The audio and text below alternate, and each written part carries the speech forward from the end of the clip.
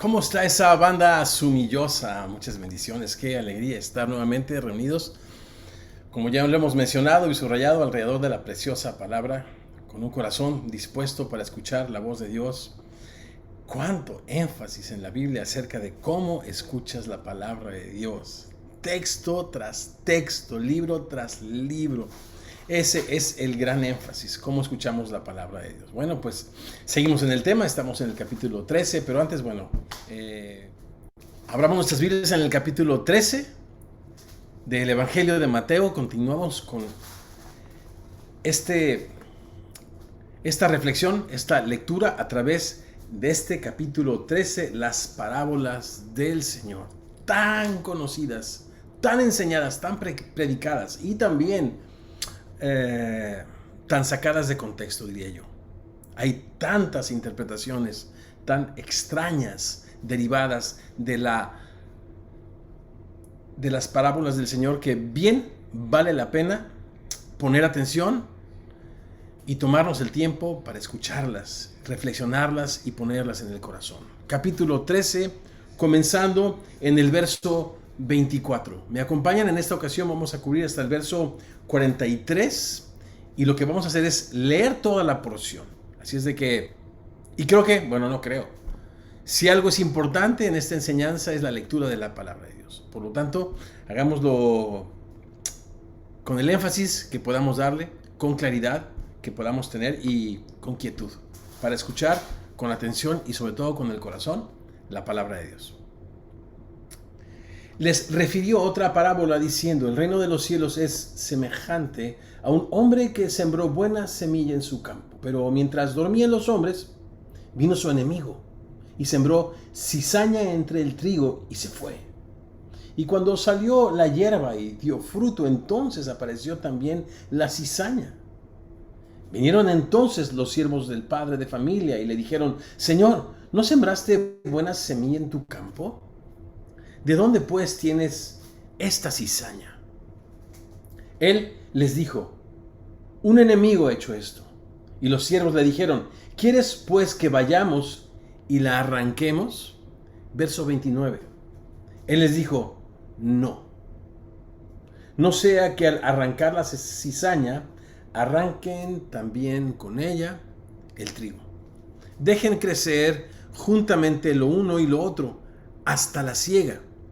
Y al tiempo de la siega yo diré a los segadores: recojan primero la cizaña y átenla en manojos para quemarla, pero recojan el trigo en mi granero. Verso 31.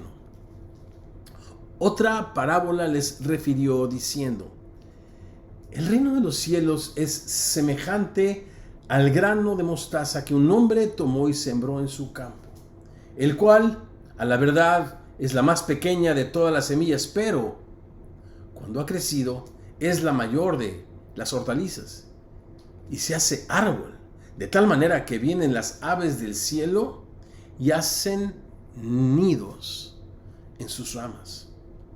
Verso 33. Otra parábola les dijo: el reino de los cielos es semejante a la levadura que tomó una mujer y escondió en 3 medidas de harina hasta que todo estuvo leudado.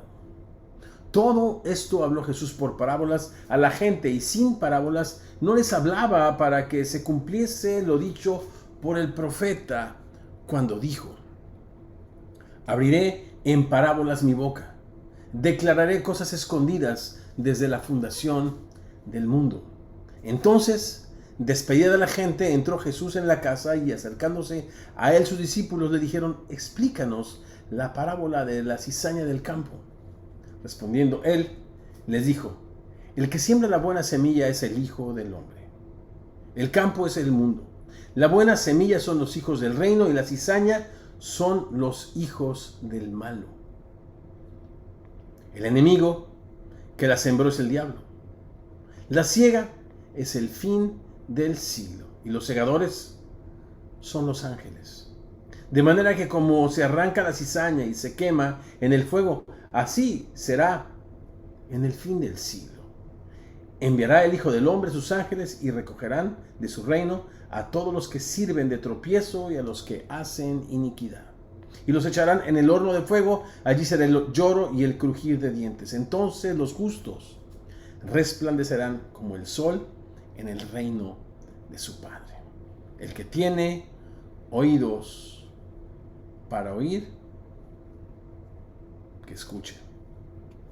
¿Oramos? Señor hermoso, gracias por tu preciosa palabra, viva y eficaz. Señor, vida y espíritu.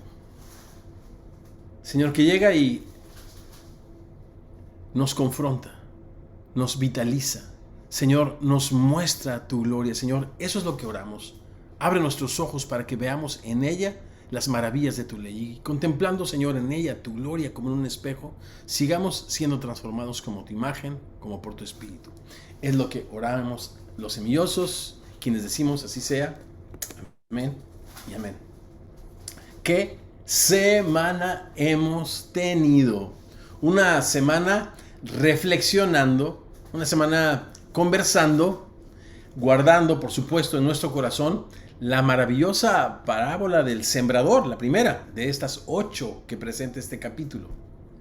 Que más que la parábola del sembrador, o mejor dicho, más que hacer énfasis en el sembrador, hace énfasis en los distintos tipos de tierra donde la palabra es sembrada. ¿Lo recuerdan? Decíamos en nuestras conversaciones en célula, ¿qué tienen en común los tres distintos tipos de suelo? Aquellos corazones que no reciben beneficio alguno de la enseñanza bíblica. Y la respuesta que todos dimos a la luz del texto, este maravilloso texto de Mateo 13, fue tan sencilla y tan contundente. Ninguno de estos 3 tipos de tierra que representan estos 3 tipos de corazones que no reciben beneficio alguno de la enseñanza bíblica, ninguno de ellos es capaz de producir fruto. A lo que la siguiente pregunta fue, ¿y qué es fruto? Para responder a esa pregunta, pues fuimos a través de algunos pasajes, ¿recuerdan? ¿Alguien recuerda alguno en el Nuevo Testamento? Hebreos 13:15, así es que ofrezcamos siempre a Dios sacrificio de alabanza, es decir, fruto de labios que confiese su nombre. Ese fue dentro de bastantes que estuvimos leyendo, repito, en el Nuevo Testamento, para después hacer un pequeño resumen que nos diera luz en este respecto. Después de leer y comentar cada uno de los textos, mi esposita dio ese resumen y dijo, fruto es cuando no se te nota Cristo.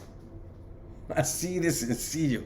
Yo me estaba literalmente jalando los cabellos de mi cabeza para poder hacer un resumen de todos estos versos. Y ella dice, fruto o falta de fruto es cuando no, falta de fruto es simplemente lo que tienen en común estos tipos de tierra que no reciben beneficio alguno de la enseñanza bíblica, es que no se les nota Cristo. Ahora, la pregunta que también estaba en la reflexión, ¿se te nota Cristo? ¿De qué manera se te nota el Señor? ¿Qué fruto comienzas a ver en tu vida por el cual puedes decir, ciertamente Cristo vive en mí? ¿Qué fruto empieza a manifestarse en tu vida por lo cual estás agradecido, por lo cual estás agradecida? Bien, pues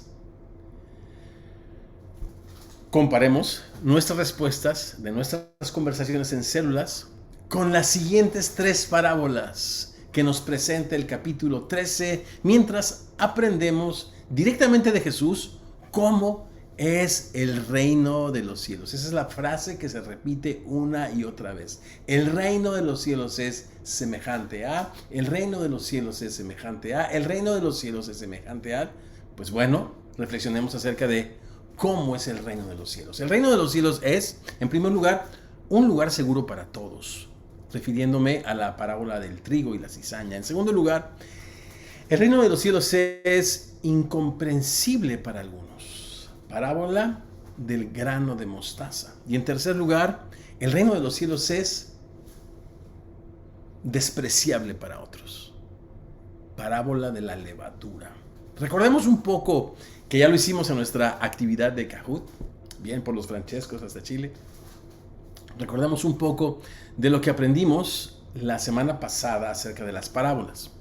Es difícil pensar en un método de enseñanza más común para los judíos, reflejado en la Biblia incluso, que las parábolas. Toda la Biblia está llena de ellas. La enseñanza de Jesús está llena de ellas también. En el contexto de la Biblia, una parábola es una historia o imagen puesta al lado de una verdad espiritual a fin de traer luz, a fin de traer entendimiento a dicha verdad. Las parábolas son ilustraciones, pues, que Jesús usó y puso junto a verdades espirituales profundas durante su enseñanza. Hasta este capítulo 13, ¿lo recuerdan? Ustedes son la luz del mundo. Verdad espiritual. Una ciudad asentada sobre un monte no se puede esconder. Esta es la parábola o la imagen puesta al lado de esta verdad espiritual a fin de traer luz o a fin de traer entendimiento a dicha verdad. Bueno, a nosotros acerca de dicha verdad. Así es como las ha usado el Señor hasta este capítulo, donde las parábolas, dijimos la semana pasada, ya no son ilustraciones. Ahora son el fundamento mismo de su enseñanza, por lo cual el Señor nos invita a reflexionar, a pensar y a tomar una decisión. 4 de estas parábolas habló el Señor a oídos de la gente a la orilla del mar, también lo dijimos la semana pasada, mientras las otras 4 el Señor las habló en privado a sus discípulos nada más. Reflexionemos pues en estas 3 parábolas que junto a la parábola del sembrador, 4, habló Jesús a oídos de la gente junto al mar.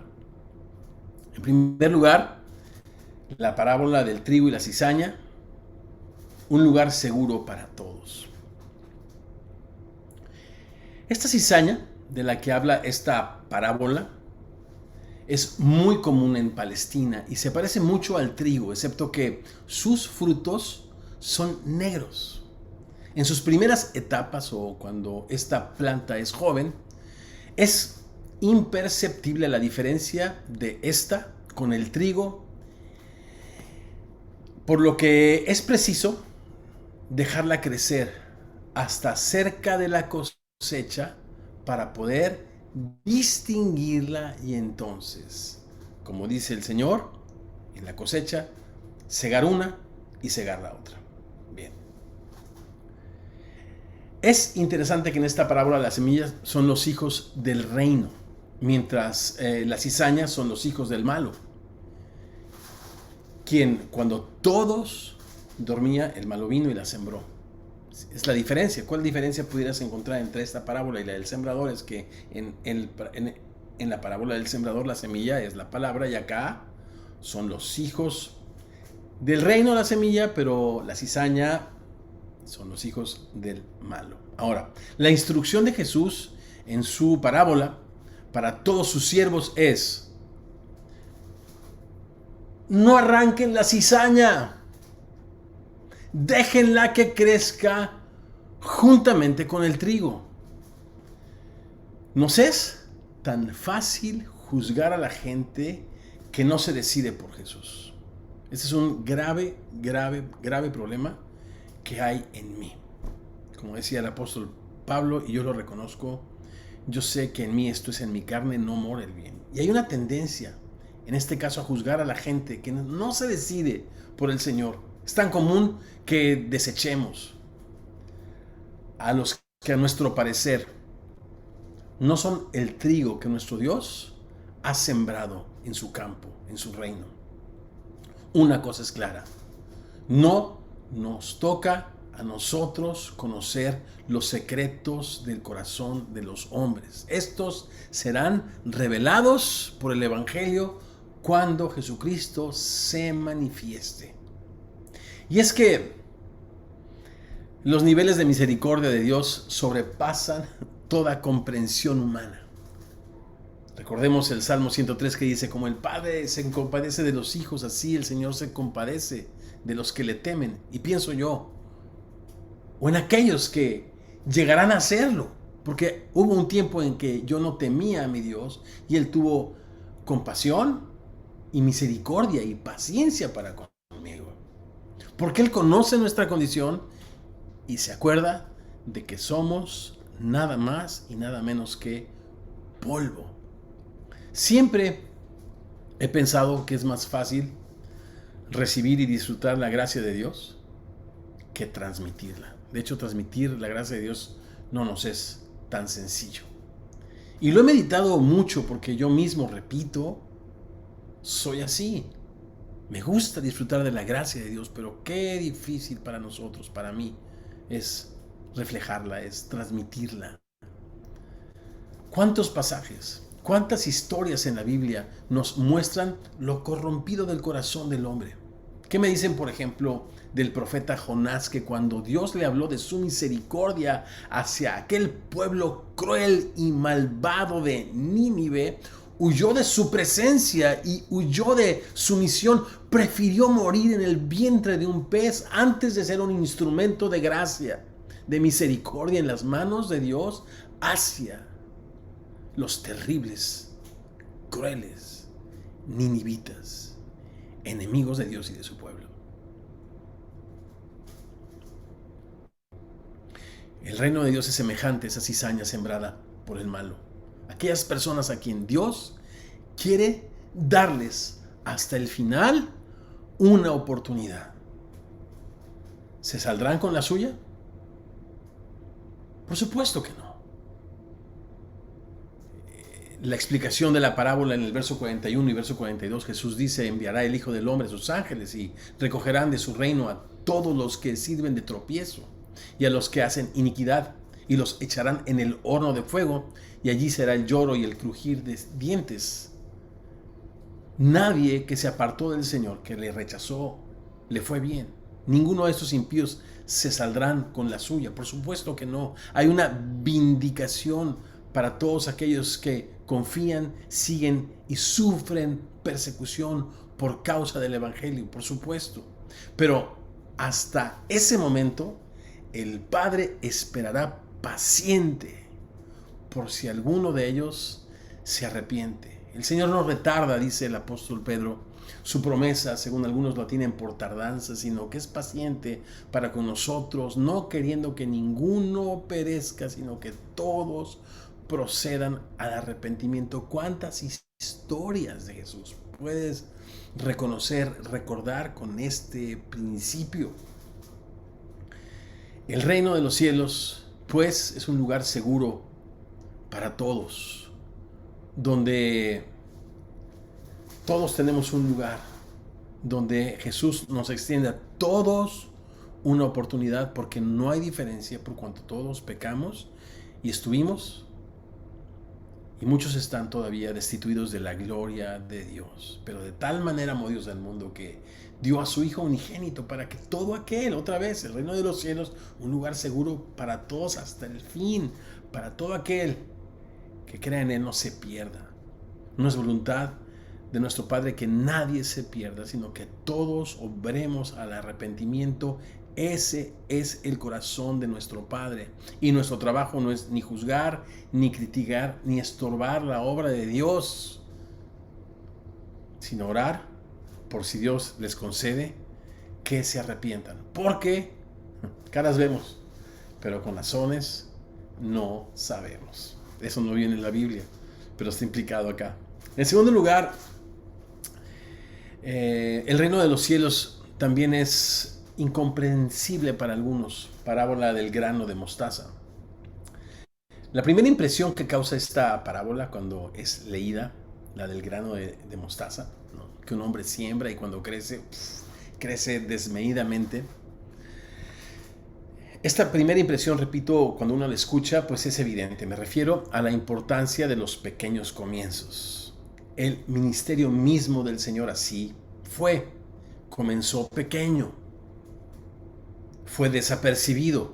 Pero el reino que Él vino a establecer es uno, dice el profeta Daniel, cuyo dominio no tendrán fin jamás, y de su conocimiento sabrá toda la tierra como las aguas cubren el mar, dice el profeta Habacuc. ¿Sí? Así que, repito, eso es evidente. Este crecimiento desmedido en este crecimiento desmedido de esta planta, en esta parábola. Pero basta con meditarla un poquito más, reflexionarla, para darnos cuenta que el reino de Dios es algo no tan fácil de digerir. El reino de Dios es difícil de comprender, ya que en principio contradice todas las expectativas humanas. Una planta madura de semilla de mostaza crece alrededor de 1 metro. Es una planta anual, cuyas ramas, por lo tanto, pues son suaves. Aquella persona que sembró la semilla de mostaza esperaba sin duda beneficiarse de ella, pero lo que encuentra es que esta planta ha crecido de una manera desproporcionada, muy diferente a lo que esta persona estaba esperando, algo distinto completamente a lo que con mucho esfuerzo sembró y cultivó.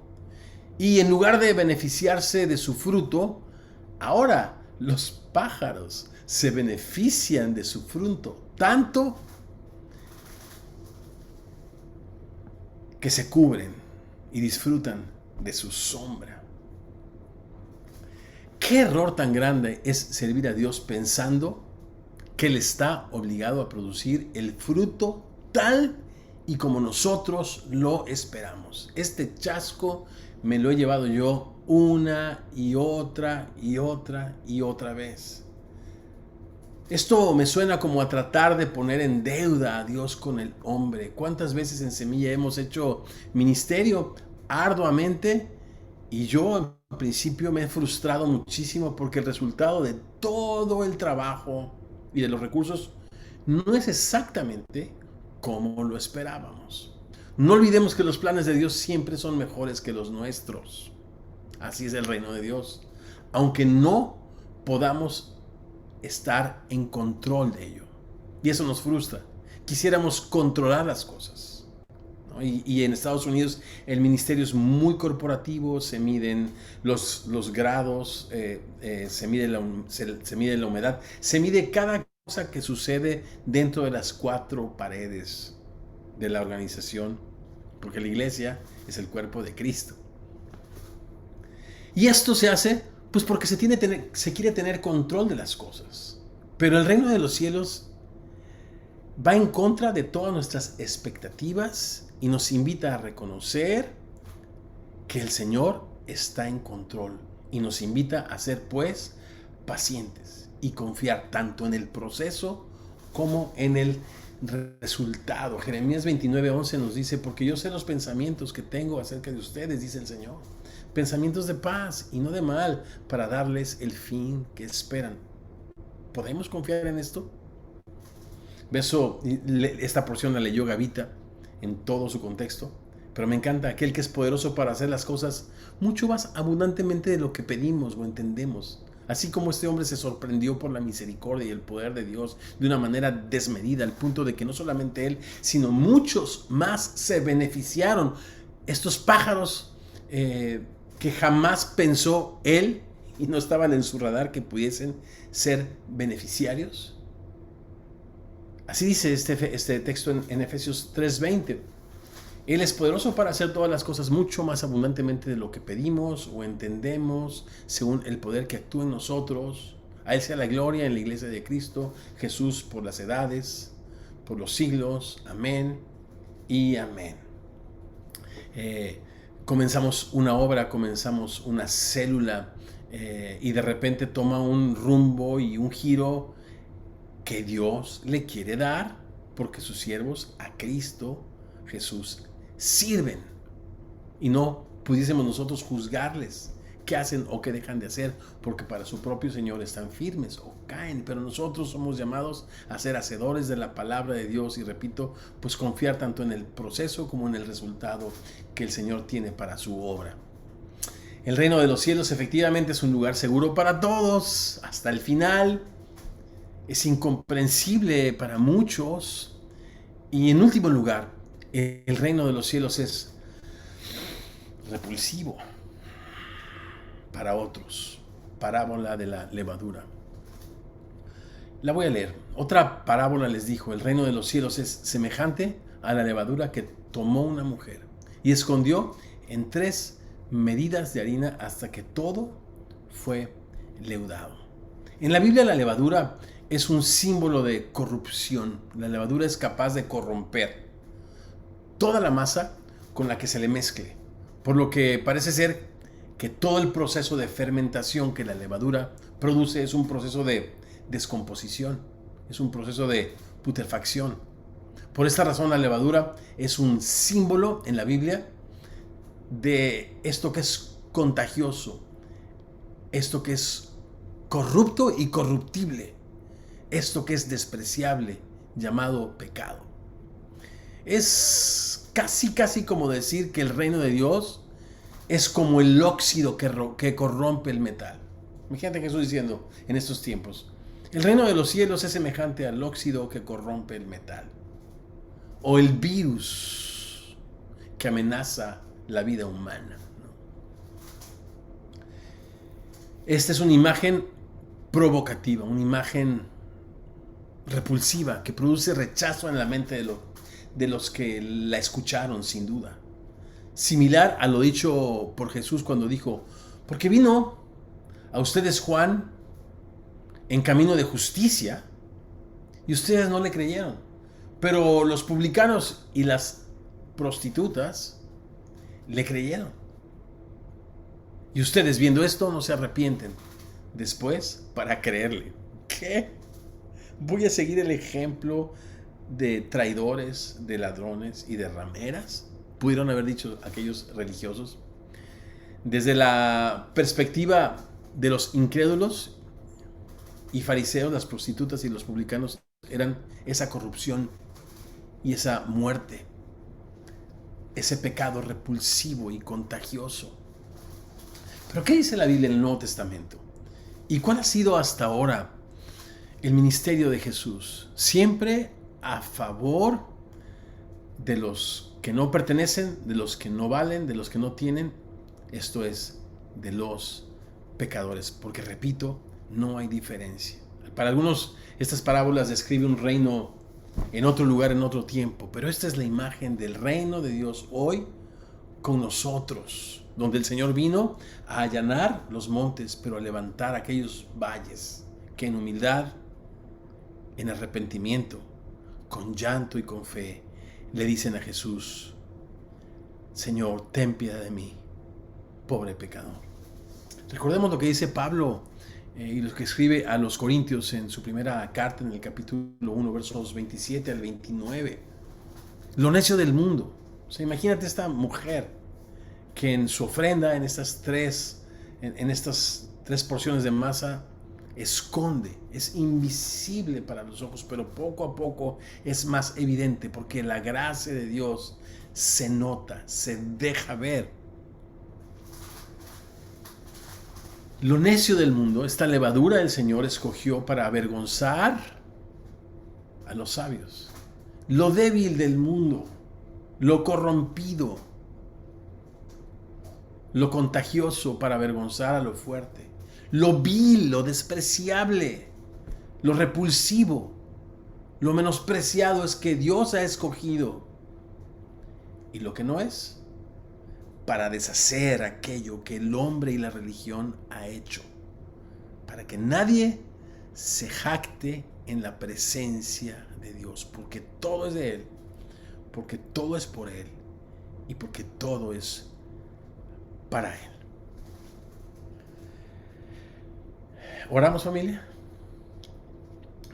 Señor hermoso, gracias por tus parábolas, gracias por este retrato de tu reino, Señor, donde somos llamados a la paciencia, a esperar en tu bondad, Señor, y a amar y a perdonar de la misma manera en la que tú nos has amado y nos has perdonado a nosotros. Reconocer, Señor, que el reino de los cielos no se trata de nosotros, El reino de los cielos, Señor, se trata de ti. Tú que tienes un corazón tan grande, Señor, que no quieres que nadie se pierda, sino que todos obremos al arrepentimiento. Y también, Señor, gracias por confrontar nuestras expectativas temporales y falsas. ¿Quién hubiese dicho que la congregación en Orange County estaría una buena temporada adorándote en la playa y después en un parque? Esto parece ser algo que no estaba de acuerdo a los planes de nadie, pero estaba de acuerdo a tus planes, Señor, para que pudiésemos ser cada día más como tú, para que reconozcamos, Señor, que tú eres el Señor de la mies, que tú eres el Señor de la obra, que tú, Señor, y nadie más, edificas tu iglesia, Señor, para hacer tantas cosas hermosas entre nosotros, como estrechar nuestros vínculos de compañerismo cristiano y prepararnos para una gran cosecha, como hemos estado orando por tanto tiempo. Y asimismo, en cada una de las semillas y en cada una de las ciudades y en cada uno de los países, Señor, tú estás dándole crecimiento a tu obra, porque tú edificas y nadie más tu iglesia, mientras nosotros somos llamados con fidelidad a guardar primero y a sembrar tu preciosa palabra y esperar, Señor, en ti. Por último, Señor, qué imagen tan fuerte, tan repulsiva a los ojos de los judíos. Es así como la religión observa tu misericordia y tu gracia, que es para todos. Señor, habiéndose multiplicado la maldad y el hombre perdiendo todo pudor, Señor, y no teniendo ningún tipo de temor, le vemos, Señor, en las redes, en los medios, y pensamos, Señor, que para esas personas no hay esperanza. Pero esta parábola nos confronta, Señor, y nos dices que justamente son esas personas en las que tú estás pensando para traerlos a la fe y al conocimiento de tu Hijo Jesucristo. Y, Señor, tú nos quieres usar, pero antes de eso nos tienes que cambiar la manera de ver las cosas. Ayúdanos, Señor, a ver las cosas como tú las ves, a ver nuestro entorno como tú lo ves, nuestros hijos como tú los ves, todos candidatos a tu gracia y a tu misericordia, Señor Jesús. Ensancha nuestro corazón, llénanos de amor. Y, Padre, danos la visión del reino de Dios que tú quieres que tengamos, Señor. No una visión temporal, terrenal, basada en valores religiosos, sino en valores eternos, Señor, que escapan nuestra comprensión y están muy por encima, Señor, de nuestros pensamientos. Te pedimos esto y más en tu precioso nombre, y los envidiosos decimos, así sea, amén y amén.